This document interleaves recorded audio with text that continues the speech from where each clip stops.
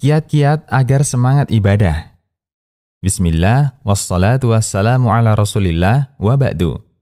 1. Pupuk rasa cinta kepada Allah. Rasa cinta kepada Allah adalah salah satu poros dari ibadah. Ibnul Qayyim rahimahullah dalam syair nuniyahnya mengatakan, ibadah kepada Ar-Rahman adalah cinta yang paling puncak dibarengi dengan perendahan diri dari seorang hamba kepadanya.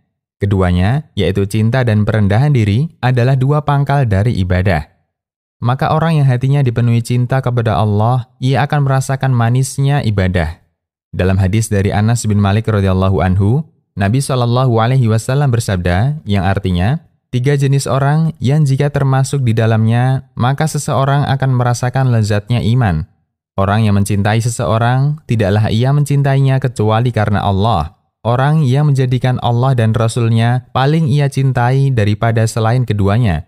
Dan orang yang dilemparkan ke dalam api lebih ia sukai daripada ia kembali kepada kekufuran setelah Allah selamatkan ia dari kekufuran. Hadis riwayat Bukhari dan Muslim. Di antara cara untuk memupuk rasa cinta kepada Allah adalah dengan banyak mengingat-ingat nikmat yang Allah karuniakan kepada kita yang tidak terhitung lagi banyaknya. Sehingga kita bersemangat untuk beribadah kepadanya sebagai bentuk rasa syukur atas semua nikmat tersebut. Dari Aisyah radhiyallahu anha, ia berkata, Nabi SAW pernah sholat malam sampai pecah-pecah kakinya. Aisyah pun mengatakan, "Mengapa engkau melakukan demikian, wahai Rasulullah? Padahal dosa-dosamu yang telah lalu dan yang akan datang telah diampuni." Nabi menjawab, "Bukankah seharusnya aku senang jika aku menjadi hamba yang bersyukur?" Hadis riwayat Bukhari. 2. Melatih kekhusyuan. Hendaknya berusaha melatih kekhusyuan dalam tiap ibadah. Karena kekhusyuan akan menimbulkan rasa cinta dan semangat untuk melakukan ibadah selanjutnya. Allah Ta'ala berfirman tentang ibadah sholat, yang artinya, dan mohonlah pertolongan kepada Allah dengan sabar dan sholat. Dan sholat itu sungguh berat, kecuali bagi orang-orang yang khusyuk. Quran Surat Al-Baqarah ayat 45. As-Sa'di dalam tafsirnya mengatakan, sholat itu menjadi mudah dan ringan bagi mereka, yaitu orang yang khusyuk. Karena kekhusyuan, rasa takut kepada Allah, dan harapan yang besar terhadap pahala dari Allah akan menghasilkan rasa ringan dalam sholat dan akan melapangkan dadanya. Tafsir As-Sa'di. 3. Pelajari tuntunan Nabi dalam ibadah. Cinta kepada Nabi SAW akan menumbuhkan manisnya iman. Sebagaimana hadis dari Anas bin Malik radhiyallahu anhu, Nabi SAW bersabda, yang artinya, 3 jenis orang yang jika termasuk di dalamnya, maka seseorang akan merasakan lezatnya iman. Orang yang mencintai seseorang, tidaklah ia mencintainya kecuali karena Allah. Orang yang menjadikan Allah dan Rasul-Nya paling ia cintai daripada selain keduanya, dan seterusnya. Hadis riwayat Bukhari dan Muslim. Dan bentuk cinta kepada Nabi SAW adalah mempelajari tuntunan-tuntunannya dalam akidah, ibadah, muamalah, dan akhlak. Sampai setiap gerak-gerik kita berjalan di bawah cahaya petunjuk dan di atas hujjah yang jelas, bukan hawa nafsu, perasaan, dan sangkaan semata.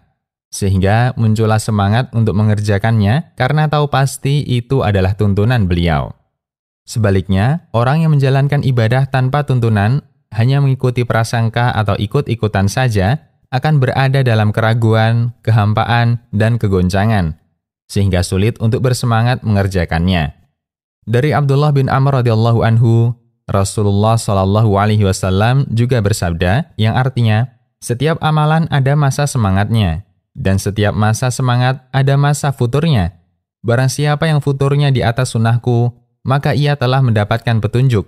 Barang siapa yang futurnya bukan di atas sunnahku, maka ia akan binasa. Hadis riwayat Ahmad dan disahihkan Al-Albani. Hadis ini menunjukkan orang yang memahami sunnah Nabi akan selamat dari futur yang berkepanjangan, sehingga ia akan kembali semangat lagi melakukan ketaatan. 4. Memaksa diri lama-lama jadi kebiasaan. Kebaikan itu terkadang perlu dipaksakan di awal, agar kemudian menjadi kebiasaan baik selanjutnya. Dari Abu Hurairah radhiyallahu anhu, Nabi SAW bersabda, yang artinya, sifat al-hilm, yaitu tenang, bisa mengendalikan diri, didapatkan dengan at-tahallum, yaitu melatih diri agar hilm.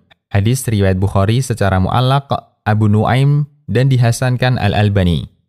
Hadis ini menunjukkan bahwa sifat hilm, yaitu tenang, terkadang perlu dilatih dan dipaksakan agar sifat tersebut menjadi bagian dari tabiat dan sifat yang menempel kuat pada diri kita. Demikian juga ibadah, perlu dipaksakan di awal agar kemudian menjadi tabiat dan kebiasaan, bahkan lama-kelamaan menjadi kebutuhan. 5. Cari teman yang rajin ibadah. Allah Ta'ala memerintahkan kita untuk senantiasa bersama dengan teman-teman yang baik dan bersabar dalam berteman dengan mereka. Allah Subhanahu wa Ta'ala berfirman, yang artinya, "Dan bersabarlah kamu bersama-sama dengan orang-orang yang menyeru Tuhannya di pagi dan senja hari dengan mengharap keridhaan-Nya. Dan janganlah kedua matamu berpaling dari mereka karena mengharapkan perhiasan dunia ini. Dan janganlah kamu mengikuti orang yang hatinya telah kami lalaikan dari mengingat kami, serta menuruti hawa nafsunya, dan adalah keadaannya itu melewati batas." Quran Surat Al-Kahfi ayat 28. Karena ketika kita bersabar bergaul dengan teman-teman yang baik, sedikit demi sedikit kita akan terbiasa melakukan kebaikan. Dari Abu Hurairah radhiyallahu anhu, Rasulullah Shallallahu alaihi wasallam bersabda, yang artinya, seseorang itu sesuai dengan keadaan agama Khalil, yaitu teman dekatnya. Maka hendaknya ia memperhatikan siapa teman dekatnya. Hadis riwayat Abu Daud dan dihasankan Al-Albani. Maka carilah teman-teman yang semangat ibadah dan bersabar bergaul dengan mereka. Niscaya lama-kelamaan kita akan menjadi orang yang semangat ibadah. 6. Banyak ingat mati dan ingat akhirat. Dari Abu Hurairah radhiyallahu anhu, Nabi Shallallahu alaihi wasallam bersabda, yang artinya, perbanyaklah mengingat pemutus kelezatan, yaitu maut. Hadis riwayat Tirmidzi. Al-Albani mengatakan hadis ini hasan sahih. Orang yang senantiasa ingat kematian akan berusaha memperbanyak bekal untuk kehidupan setelah mati dan akan bersemangat melakukan ketaatan. Oleh karena itu, Nabi Shallallahu alaihi wasallam bersabda, yang artinya, ingatlah kematian dalam sholatmu, karena seseorang yang senantiasa mengingat mati dalam sholatnya, maka pasti ia akan memperbagus sholatnya.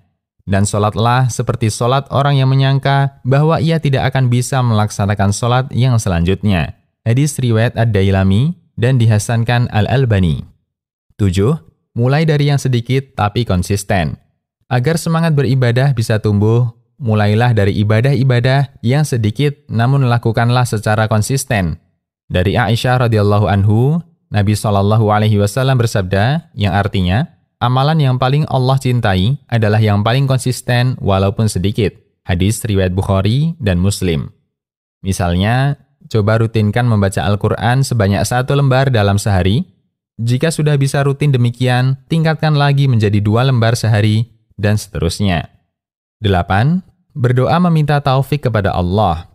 Jangan lupa untuk meminta taufik dan pertolongan dari Allah agar diberikan semangat beribadah.